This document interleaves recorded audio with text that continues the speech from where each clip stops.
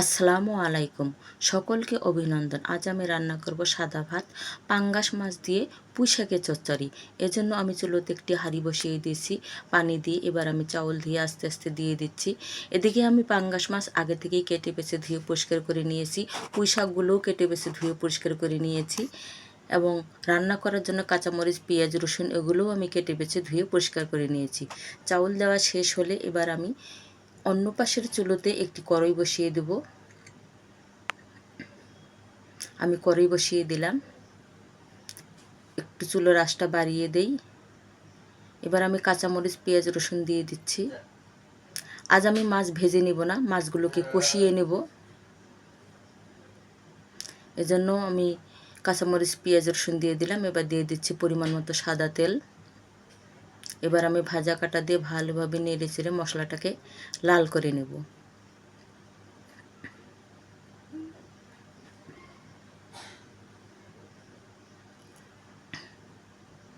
আমি বারবার নেড়ে চেড়ে দেব।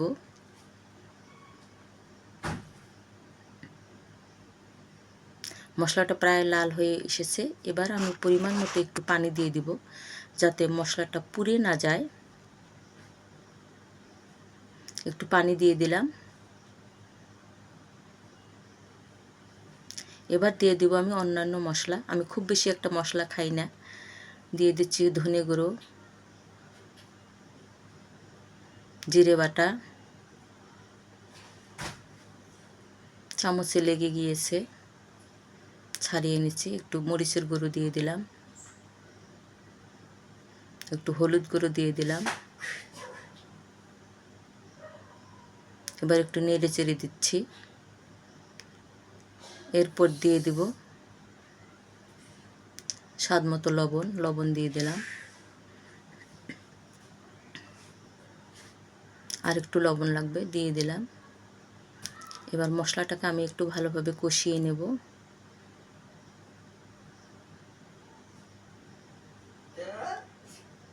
একটু ভাজা জিরের গুঁড়ো দিয়ে দিলাম।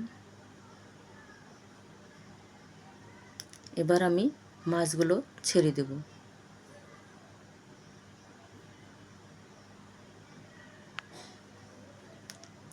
আমি মাছগুলো নেড়ে চেড়ে মশলার সঙ্গে মিক্সড করে দেব। মাছগুলোকে একটু ভালোভাবে কষিয়ে নেব।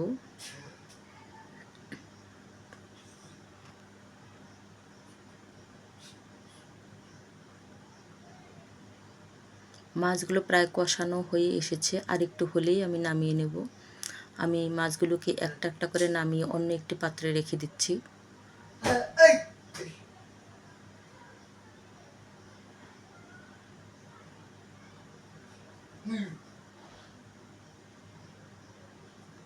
আমি অন্য একটি পাত্রে সবগুলো মাছ রাখিয়ে দিলাম। এবার আমি পুঁই শাকগুলো দিয়ে দেব।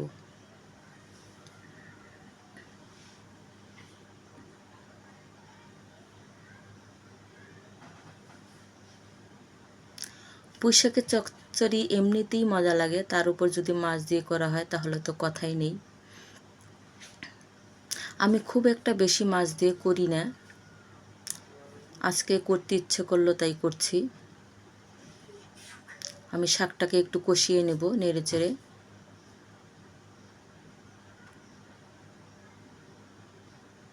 শাকটা প্রায় কমে এসেছে। এবার আমি দিয়ে দেব পরিমাণ মতো পানি, আর একটু নেড়ে চেড়ে নেই।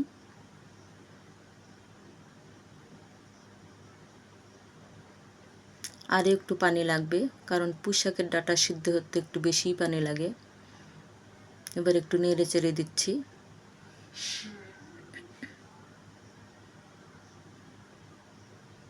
যেহেতু ঝোল লাগবে না,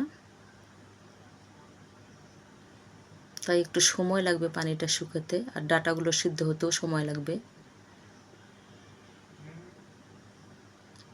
বলক উঠে এসেছে, একটু নেড়ে চেড়ে দেই, তাহলে ডাঁটাগুলো ভালোভাবে সিদ্ধ হবে। ভাত হয়ে এসেছে, আমি ভাতের নুসনি দিয়ে নিয়েছি। এবার ঢাকনা দিয়ে ঢেকে দেব। আমি মাছগুলোকে একটি বাটিতে রেখে দিয়েছি। এদিকে আমার মেয়ে কাঁচা আম, লবণ, মরিচ মশলা দিয়ে মাখিয়েছে খাওয়ার জন্য, আমাকে কয়েকটা দিয়ে গেল। এগুলো অবশ্য ছোট ছোট করে কাটতে পারিনি ভর্তার মতো, তো বড় বড় ফালি ফালি করে কেটেছে। দেখি আমি 2-1 ফালি খেতে পারি কিনা। এদিকে তরকারির ঝোলটা লবণ ঝাল হয়েছে কিনা একটু চেখে দেখছি। আমি খুব বেশি একটা তরকারি চাখি না। মাছগুলোকে এবার দিয়ে দিলাম। এবার সম্পূর্ণ ঝোল শুকিয়ে এলে আমি পুঁইশাকের চচ্চড়িটা নামিয়ে নেব। একটু জোরে জাল দিয়ে দিলাম। কড়াইটা বারবার নেড়ে চেড়ে উল্টো পাল্টো হয়ে যায়, একটু আঁকা বাঁকা হয়ে যায়। কড়াইটার স্বভাবত দোষী, একে ঠিক রাখা যায় না। এবার আমি দিয়ে দিচ্ছি ভাজা জিরের গুঁড়ো, তাহলে তরকারিটা সেন্টও করে এবং খেতেও ভালো লাগে।